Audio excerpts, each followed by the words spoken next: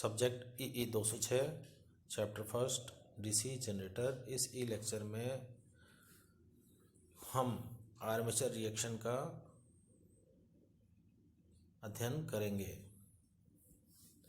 जैसा कि हम जानते हैं कि मुख्य पोल्स जो हैं वो मेन फील्ड फ्लक्स का उत्पादन करते हैं।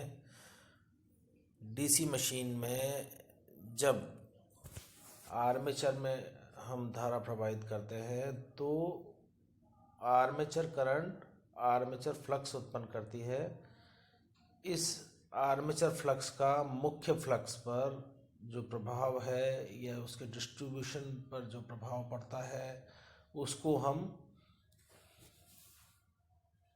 आर्मेचर रिएक्शन कहते हैं। The armature reaction simply shows the effect of armature field on main field. In other words, the armature reaction represents the impact of armature flux on main field flux.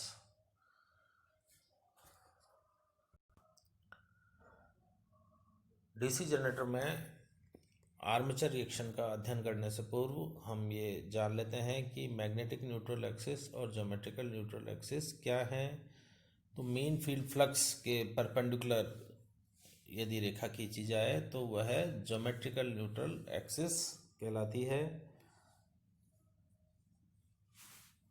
जबकि main field flux और armature flux के सम्मिलित प्रभाव से जो resultant magnetic field आती है उसके परपेंडिकुलर, अगर रिजल्टेंट मैग्नेटिक फील्ड के परपेंडिकुलर रेखा खींची जाती है कोई इमेजनरी, तो उसको हम मैग्नेटिक न्यूट्रल एक्सिस कहेंगे।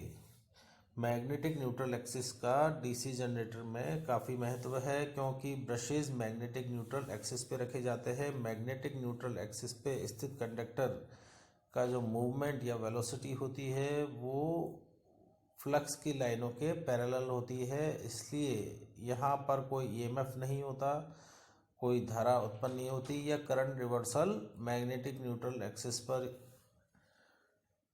होता है।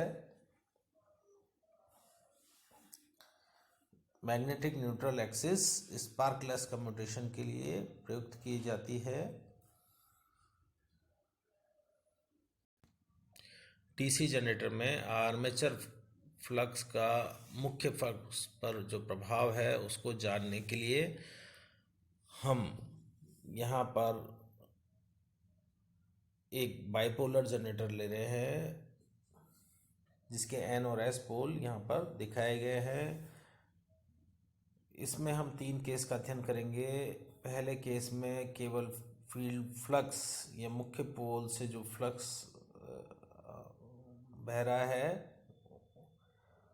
उसको हम देखेंगे। सेकंड में जब फील्ड फ्लक्स एब्सेंट होगा और केवल आर्मेचर फ्लक्स प्रेजेंट है उस केस का हम अध्ययन करेंगे। और फिर तीसरे केस में हम देखेंगे प्रैक्टिकल मशीन में आर्मेचर फ्लक्स और फील्ड फ्लक्स दोनों एक साथ प्रेजेंट रहते हैं तो उनका सम्मिलित प्रभाव का हम अध्ययन करेंगे। तो प्रथम केस हम देखते हैं। यहाँ पर एक बाइपोलर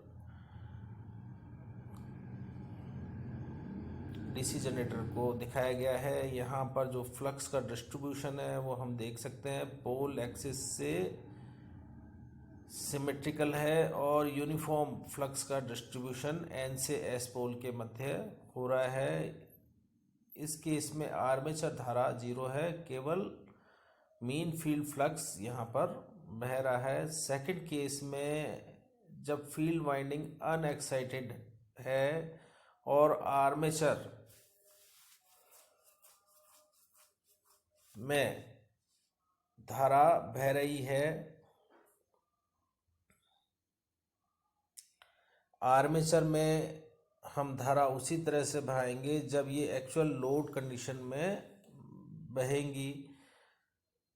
आर्मेचर जो धारा है उसकी जो दिशा है हम फ्लेमिंग के राइट हैंड रूल से निकाल सकते हैं। तो ये एन पोल के अंदर तो क्रॉस या डाउनवर्ड अंदर की ओर आएगी, जबकि एस पोल में यह बाहर की ओर या डॉट के रूप में दर्शाई जाएंगी यदि रोटेशन हमारा क्लॉकवाइज है।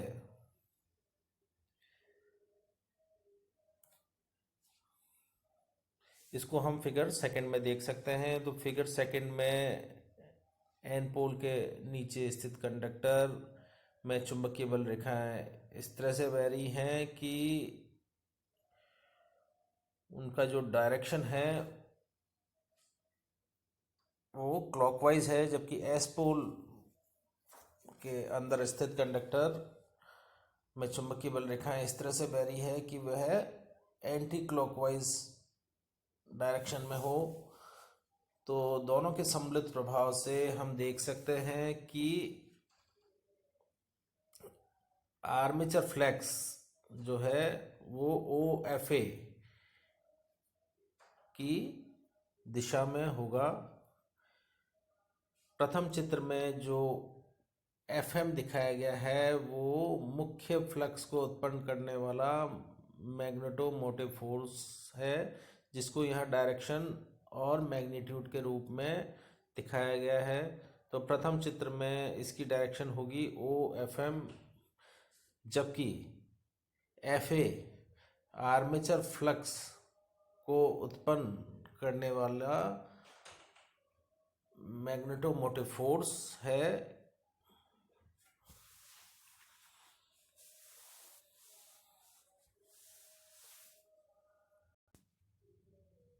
तो फर्स्ट केस में ओ से एफ एम को वेक्टर रिप्रेजेंटेशन में दिखाया गया है, जबकि सेकंड केस में आर्मेचर फ्लक्स उत्पन्न होगा तो इसके उत्पन्न करने वाले एमएमएफ को यहाँ पर चित्र में डायरेक्शन और मैग्नीट्यूड के रूप में ओ एफ ए के रूप में दिखाया गया है। अब प्रैक्टिकल मशीन में आर्मेचर एमएमएफ और फील्ड एमएमएफ दोनों ही प्रेजेंट रहते हैं, जिसको यहाँ पर फिगर 3 में दिखाया है। तो हम देखेंगे इसका रिजल्टेंट एफ आएगा। यदि हम ओ एफ ए और ओ एफ एम का रिजल्ट लेंगे तो रिजल्टेंट एफ आएगा। तो यहाँ पर जो फील्ड फ्लक्स है वो ओ एफ ए की दिशा में होगा। तो इस तरह से हम यहाँ देख सकते हैं कि अब जो फ्लक्स का डिस्ट्रीब्यूशन है वो पोलर एक्सिस से सिमेट्रिकल नहीं रहा, ये अब इसका यूनिफॉर्म डिस्ट्रीब्यूशन नहीं रहा और इसमें नेट फ्लक्स में जो है वो डिस्टोर्शन आ चुका है। फिगर 4 में फ्लक्स का डिस्ट्रीब्यूशन दिखाया गया है। यह हम देख सकते हैं जनरेटर के केस में ट्रेलिंग पोल टिप पर फ्लक्स का डिस्ट्रीब्यूशन बढ़ जाता है या फ्लक्स क्राउडेड हो जाता है, जबकि लीडिंग पोल टिप पर यह वीक हो जाता है। अल्टीमेट जो इसका इफेक्ट होता है वो फ्लक्स को वीकन करने का होता है।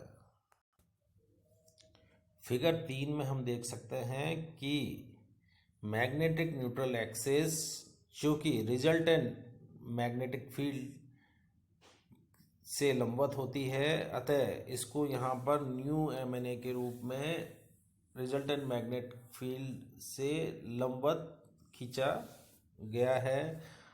अब ये जो न्यू मैग्नेटिक न्यूट्रल एक्सिस है वो ज्योमेट्रिकल न्यूट्रल एक्सिस से थीटा डिग्री रोटेशन में आगे की तरफ हो गई है।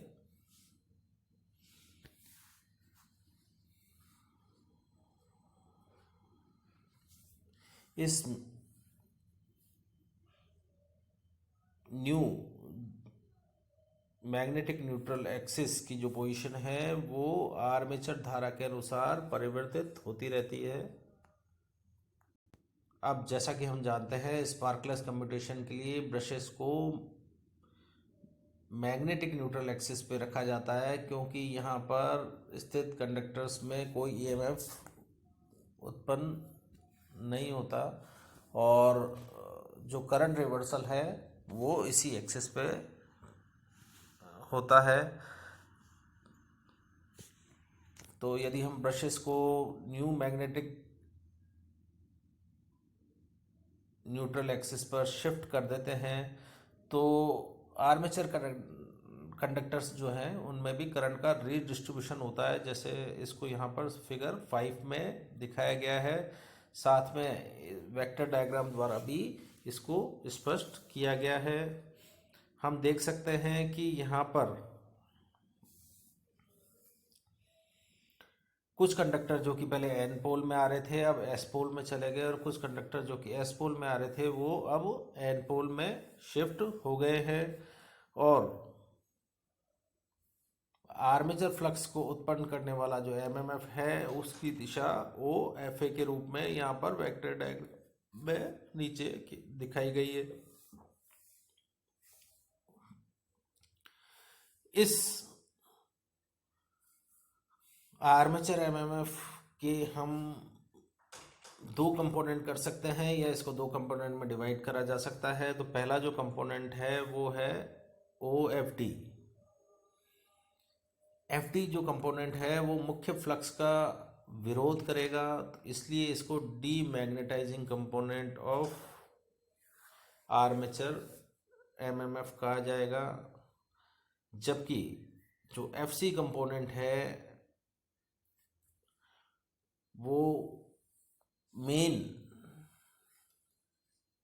फील्ड फ्लक्स एमएमएफ है उसको क्रॉस मैग्नेटाइज कर रहा है, इसलिए एफ सी को cross magnetising component of armature reaction कहा जाएगा।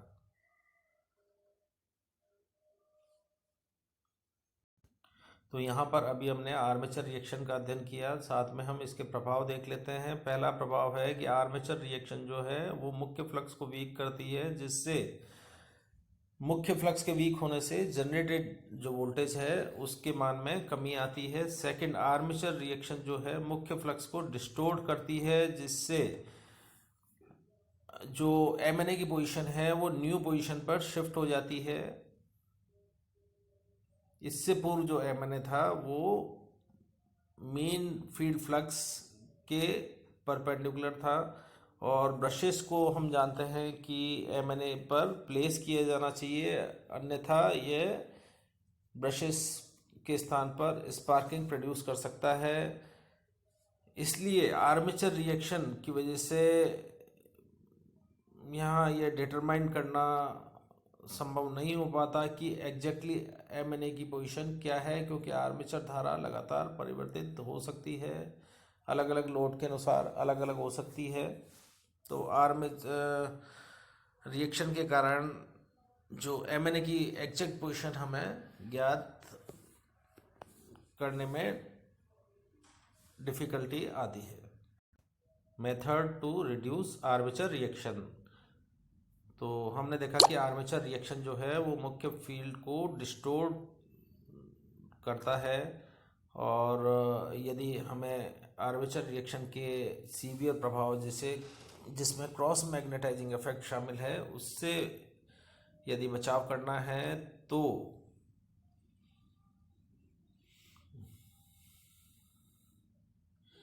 जो क्रॉस मैग्नेटाइजिंग फील्ड है उसका जो रिलक्टेंस पाथ है उसको हम बढ़ाकर इसको दूर कर सकते हैं। ऐसा हम increasing length of air gap, इसमें जो एयर गैप की लेंथ है उसको बढ़ाकर हम कर सकते हैं। साथ में if the reluctance of pole tips is increased it will reduce the distorting effect of armature reaction। तो यदि हमने देखा कि जो फ्लक्स की क्राउडिंग और वीकनिंग होती है वह पोल टिप्स पे होती है, तो पोल टिप्स का यदि रिलक्टेंस हम बढ़ा दें तो आर्मेचर रिएक्शन के प्रभाव को कम किया जा सकता है।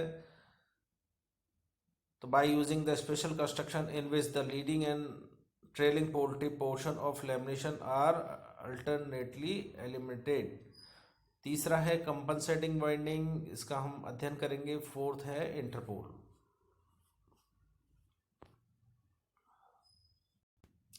कंपनसेटिंग वाइंडिंग और इंटरपोल का अध्ययन करने से पूर्व हम देख लेते हैं वो एग्जैक्टली कौन से कंडक्टर हैं जो कि demagnetizing and cross magnetizing effect उत्पन्न कर रहे हैं। तो यहाँ पर एक बाइपोलर डीसी जनरेटर को दिखाया गया है जिसमें एन और एस पोल चित्र में फिगर 6 और 7 में दर्शाए गए हैं। यदि टॉप और बॉटम के जो कंडक्टर्स हैं चित्र अनुसार एओसी और बीओडी को लिया जाए तो इनमें धारा इस तरह से प्रभावित हो रही है कि इनसे द्वारा उत्पन्न magnetic field main field flux का विरोध कर रही है, जिसको यहाँ पर चित्र में 6 में देखा जा सकता है। ऊपर के कंडक्टर में क्रॉस धारा बह रही है जबकि नीचे वाले कंडक्टर में डॉट धारा बह रही है। यदि हम क्रॉस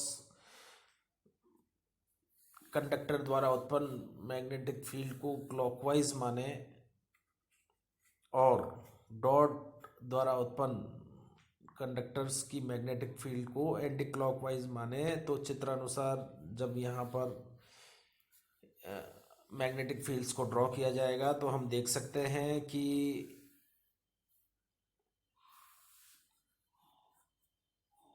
इनके द्वारा उत्पन्न जो फ्लक्स है वो मुख्य फ्लक्स का विरोध करेगा। यदि एफएम मेन फील्ड फ्लक्स को उत्पन्न करने वाला एमएमएफ है तो डीमैग्नेटाइजिंग फ्लक्स को उत्पन्न करने वाला एमएमएफ एफडी है, तो एफडी की जो दिशा है वो एफएम से अपोजिट होगी, जिसको यहाँ फिगर 6 में बताया गया है। इस 2 थीटा एओसी और बीओडी के अतिरिक्त जो कंडक्टर्स हैं उनमें धारा की दिशा इस तरह से बह रही है कि ये मुख्य फ्लक्स को क्रॉस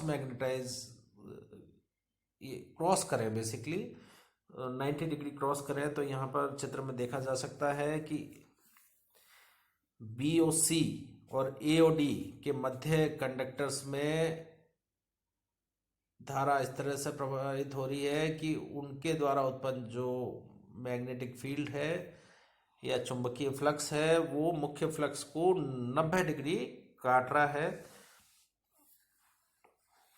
ओएफएम मैग्नेटिक फील्ड फ्लक्स को उत्पन्न करने वाला एमएमएफ है, जबकि ओएफसी क्रॉस मैग्नेटाइजिंग फ्लक्स को उत्पन्न करने वाला एमएमएफ है।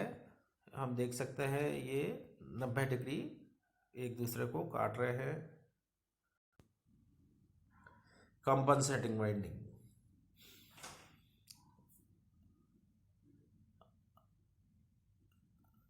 स्टेटर पोल्स में स्लॉट्स कटे हुए होते हैं और इन स्लॉट्स के अंदर वाइंडिंग डाली जाती है, उनको हम कंपनसेटिंग वाइंडिंग कहते हैं। ये कंपनसेटिंग वाइंडिंग आर्मेचर वाइंडिंग के श्रेणी क्रम में होती है ताकि इनमें रेटेड आर्मेचर धारा या जो भी आर्मेचर धारा आर्मेचर वाइंडिंग में जो भी करंट बहेगी वो श्रेणी में होने के कारण कंपनसेटिंग वाइंडिंग में भी वही धारा बहेगी। तो ये कंपनसेटिंग वाइंडिंग है वह आर्मेचर वाइंडिंग के श्रेणी क्रम में होती है। इसमें धारा इस तरह से उत्पन्न होती है कि यह अपने पोल के नीचे स्थित जो आर्मेचर कंडक्टर है उसके विपरीत धारा ये उत्पन्न कर सके। ऐसा करने से यह क्रॉस मैग्नेटाइजिंग इफेक्ट है, आर्मेचर कंडक्टर्स द्वारा उत्पन्न जो क्रॉस मैग्नेटाइजिंग इफेक्ट है उसको दूर कर सके। फिगर 8 में यहाँ दिखाया गया है कि यदि एन पोल के नीचे आर्मेचर कंडक्टर में क्रॉस धारा बह रही है तो एन पोल में जो स्लॉट कटे हैं उसमें जो कंपनसेटिंग वाइंडिंग है उनमें डॉट धारा बह रही है, और ऐसा ही एस पोल के अंदर इसके विपरीत है। एस पोल में डॉट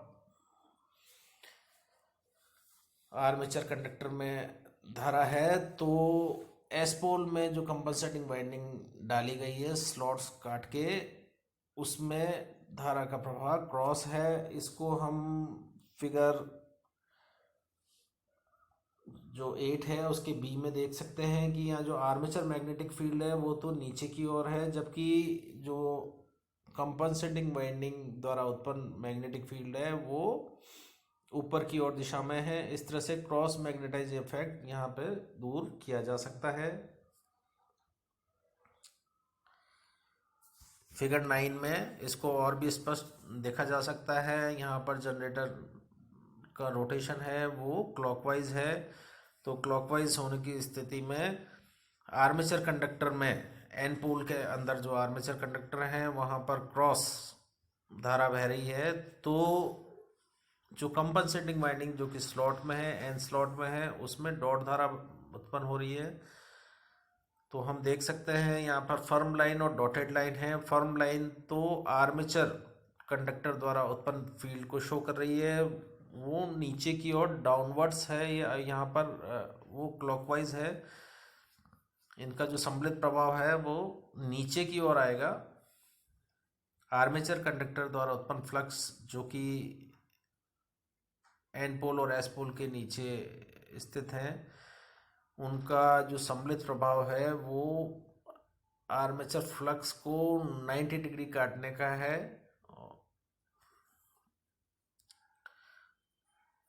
अब हम एन पोल के अंदर देख लेते हैं। एन पोल में यदि फर्म लाइन जो है वो आर्मेचर फ्लक्स को रिप्रेजेंट करे, तो डॉटेड लाइन जो है वो कंपनसेटिंग वाइंडिंग द्वारा उत्पन्न फ्लक्स को शो कर रही है। तो हम देख सकते हैं कि यह आर्मेचर फ्लक्स के जस्ट अपोजिट फ्लक्स उत्पन्न कर रहा है। या आर्मेचर फ्लक्स यदि क्रॉस मैग्नेटाइजिंग इफेक्ट उत्पन्न कर रहे हैं तो यह उस क्रॉस मैग्नेटाइजिंग इफेक्ट को रिमूव कर रहा है। कंपनसेटिंग वाइंडिंग में चूंकि जो धारा होती है वो आर्मेचर के श्रेणी क्रम में लगने के कारण आर्मेचर धारा ही होती है, तो धारा कम या ज़्यादा होने पर ये ऑटोमेटिकली जो क्रॉस मैग्नेटाइजिंग इफेक्ट बढ़ता है कम होता है उसको ऑटोमेटिकली रिड्यूस या समाप्त करता रहता है। इंटरपोल, तो मुख्य पोल के बीच में सक्रिय पोल जिसको इंटरपोल कहा जाता है उनको रखा जाता है। इनका दो मुख्य कार्य है, एक तो रिएक्टेंस ईएमएफ को कम करना और दूसरा मेन कार्य है इनका क्रॉस मैग्नेटाइजिंग जो इफेक्ट है आर्मेचर रिएक्शन का उसके प्रभाव को न्यूट्रलाइज करना। तो यहाँ पर इंटरपोल्स दिखाए गए हैं जो कि मुख्य पोल्स के बीच में रखे गए हैं। जनरेटर के केस में इनकी पोलरिटी इस तरह से होती है कि इंटरपोल की यदि एन पोल है, इंटरपोल की पोलरिटी यदि एन पोल है तो इससे आगे आने वाले पोल की पोलरिटी जो मेन पोल है उसकी पोलरिटी भी एन होगी। इंटरपोल की जो वाइंडिंग होती है वह आर्मेचर के श्रेणी क्रम में कनेक्टेड की हुई होती है। इससे इनमें आर्मेचर धारा प्रवाहित होती है जैसा कि यहाँ पर चित्र में दिखाया गया है। अब अगले चित्र में हम इंटरपोल की पोलरिटी डिसाइड करने का प्रयास करेंगे और ये देखेंगे किस तरह से ये क्रॉस मैग्नेटाइजिंग इफेक्ट को दूर करता है। यहाँ फिगर 10 दिखाया गया है। फिगर 10 में हम देख सकते हैं कि आर्मेचर कंडक्टर जो कि एन और एस पोल के अंदर हैं उनके द्वारा जो सम्मिलित आर्मेचर फ्लक्स उत्पन्न किया जा रहा है वो इस तरह से है कि मुख्य फील्ड फ्लक्स को क्रॉस मैग्नेटाइज करे, या ये यहाँ पर नीचे की ओर दिखाया जा रहा है। अब यदि जो हमारे इंटरपोल है उसमें एन पोल को इस तरह से रखा जाए कि यह आर्मेचर फ्लक्स के क्रॉस मैग्नेटाइजिंग इफेक्ट को दूर करे, तो इंटरपोल में जो पोलरिटी है वह नीचे वाले पोल में हमें एन रखनी पड़ेगी और ऊपर वाले पोल में एस रखनी पड़ेगी। तो हम इस तरह से पोलरिटी रखने पे देखते हैं कि यदि आर्मेचर एमएमएफ या आर्मेचर फ्लक्स को उत्पन्न करने वाला जो एमएमएफ है वह अगर नीचे की डायरेक्शन में है तो एन पोल या इंटरपोल द्वारा उत्पन्न जो फ्लक्स है वह ऊपर की और इसके जस्ट अपोजिट है और इसको कैंसिल आउट कर रहा है। यदि हम पोलरिटी जहां अभी एस पोल दिखाया है वहां एन पोल कर दें और जहां एन पोल दिखाया है वहां एस पोल कर दें, इंटरपोल की जो पोलरिटी चेंज कर दें, तो हम देखेंगे कि यह आर्मेचर फ्लक्स का जो क्रॉस मैग्नेटाइजिंग इफेक्ट है उसकी दिशा में और वृद्धि करेगा। तो ऐसा हम नहीं करेंगे और हम इसकी पोलरिटी इस तरह से रखते हैं कि यह आर्मेचर फ्लक्स द्वारा उत्पन्न जो क्रॉस मैग्नेटाइजिंग इफेक्ट है उसको दूर करे। तो इसकी जो पोलरिटी है वह हमने नीचे वाले पोल की एन रखी है। नीचे वाले पोल को एन रखने पर यह फ्लक्स ऊपर की ओर एस पोल की ओर जो इंटरपोल का जो पोल है उसकी ओर दे रहा है। तो ऐसा करने पर जो उसकी पोलरिटी इस तरह से हो जाएगी या वो फ्लक्स इस डायरेक्शन में फेंकेगा कि वह आर्मेचर फ्लक्स के क्रॉस मैग्नेटाइजिंग जो इफेक्ट है उसको दूर करेगा। इसके साथ में